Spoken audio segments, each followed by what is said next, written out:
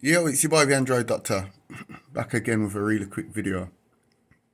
Okay guys, so I've just noticed something. Epic Games think they're slick. Okay, a couple of days ago I made a video showing how to download Fortnite from the Google Play Store on any Android device. Okay, so in the video I showed,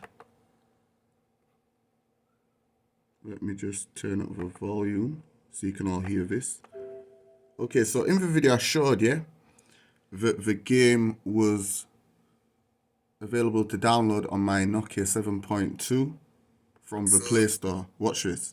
I have my Nokia 7.2 here as well. This device was also not supported for Fortnite. But now when I go into the Play Store and type it in Fortnite, it's also there at the top. Can you see? Available. The game was there in the Play Store. Okay, so if your device for my Nokia 7.2, right? Okay, so I've got the same Nokia 7.2 phone here. And when I go into the Play Store and search for Fortnite,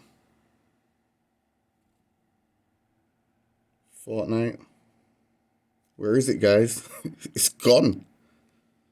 They've totally removed the game from the Play Store for the Nokia 7.2.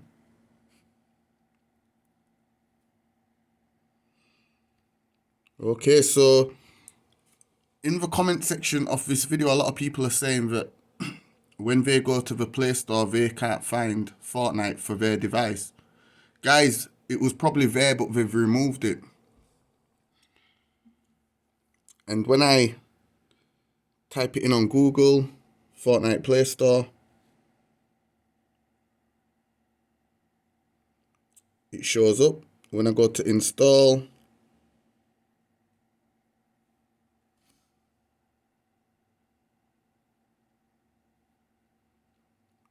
it's saying your device is incompatible with this version, but the game was there.